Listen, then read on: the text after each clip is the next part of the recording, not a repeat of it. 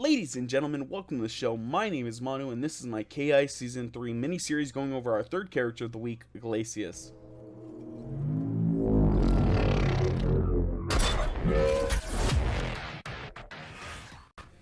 Now, Glacius was always one of those characters. I was wondering what they were going to do in the remake of Killer Instinct, and I actually was kind of surprised but intrigued that they made him into a zoner. But let's go on to that later. Let's start with his nerfs. First nerf is, fixed a bug that allowed Shadow Cold Shoulder Linker to be cancelled at the 4th hit but before the 5th hit, reduced Shatter Ender damage by 20%, reduced Hail Ender, Shoulder Ender, and Puddle Punch Ender by 10%, reduced Shadow Puddle Punch Ender by 10%, reduced Shadow Shatter damage by 20%, the Tell on Shatter, the Beam of Light, appears 4 frames earlier, Shatter has a 10 additional frame of recovery, making it more in line with the command throw that it is. Shatter and Shadow Shatter are now actual projectiles, so they will whiff projectile invulnerable characters and cannot be countered by his Sako. So that was a pretty short nerf list, right? Because now we're actually moving on to the buff list. So fixed a bug that prevented Shadow Hail from being used as a ranged Shatter Linker or ranged auto double. Shatter is active for 2 frames longer, making it easier to trip guard with a total active time of 4 frames.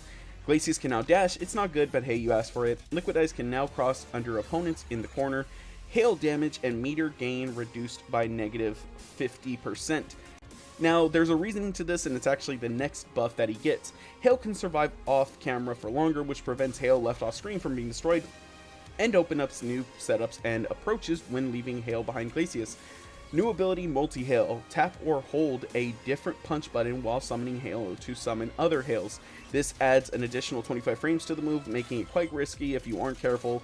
Can hold and release the Multi-Hail in any order, greatly enhances zoning and setup potential.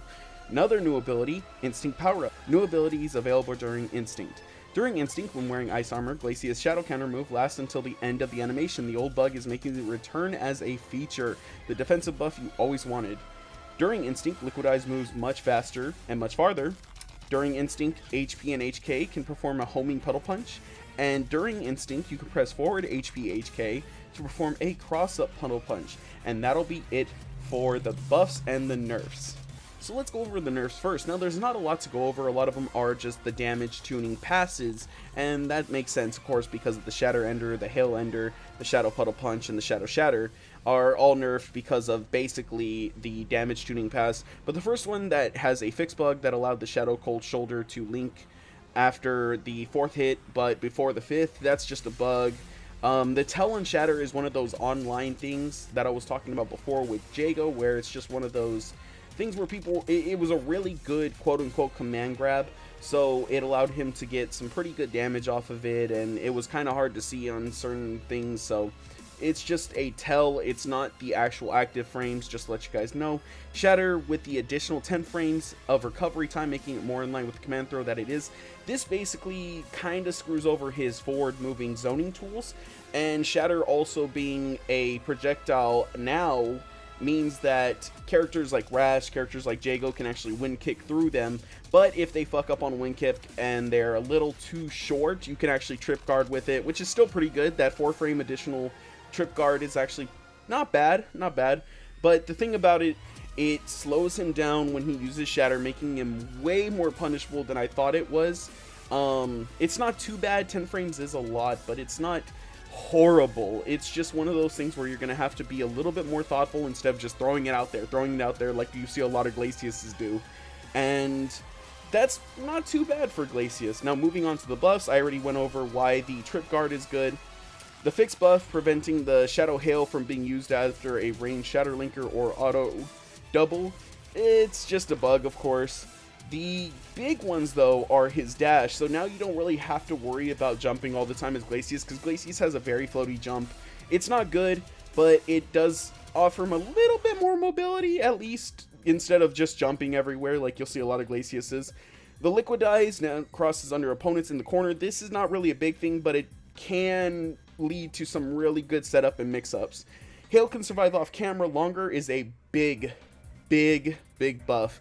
This means not only can he add more pressure, he can keep you away longer because you're afraid to actually touch him, because he might just throw a fucking Hail out of nowhere, and because they don't break on hit, This basically means that he has pressure for days. He is technically, in my terms, I like to call him a pressure slash setup zoner. He's not like Conra, where Conra is a setup trap zoner. He's more of a pressure heavy zoner. That's what he relies on at this point in the game. Now, the new multi-hail ability really puts pressure on, and that's the reason why the hail damage and meter gain was reduced by 50, because not only were you able to get auto doubles, manual, so on and so forth off of it, but you're also able to now summon all three. One that bounces on the floor, one goes straight across the screen, and one goes right above you overhead. So it basically stuffs all your options from doing really anything at this point. But of course it does take a lot of time to actually set up, so most of the time you're going to see a lot of Glaciuses setting up 1, maybe 2, if so 3, which will be amazing to see, because at that point you're kind of just stuck in a corner. Other than that, nothing really else besides the new ability. The new abilities are actually pretty good too. The thing that makes him, I think, a little bit stronger is that counter breaker window that lasts a little bit longer, which is really nice. And of course the homing puddle punch, which allows you to do some really nasty setups. I mean, if you haven't seen the KI World Cup exhibition of Glacius, he does some really nasty shit. Of course the Liquidize does move a little bit slower than it used to, but it's still just generally faster than normal Liquidize. So a general overall for Glacius, I would say that he's definitely a much stronger character, and he's received a lot more buffs than I thought he would have. He's one of those characters that I always felt was a little bit underpowered in the quote-unquote tier list, even though the tier lists do prove themselves wrong quite a bit, especially in KI.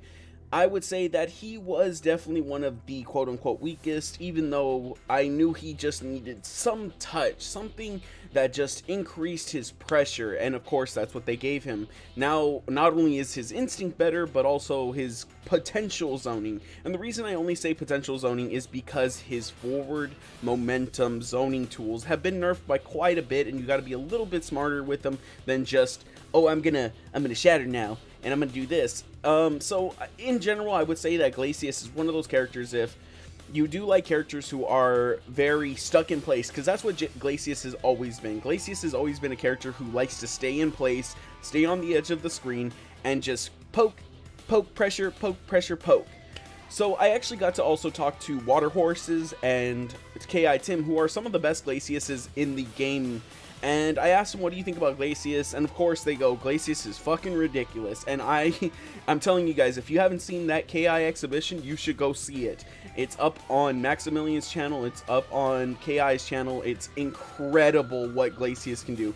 So the best thing I can say is I recommend this character to people who are going to have a hard time with him, especially if you're newer.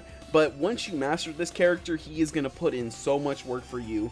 Once you're able to find out the spacings, the timings, what the other enemy characters can do, and really just get into the mindset of what KI is in general, he is a extremely rewarding character. He is a motion character. He is a character that likes to stay in one place, hence why his kicks are all shatter moves, quote unquote, or at least his special moves are shatter moves.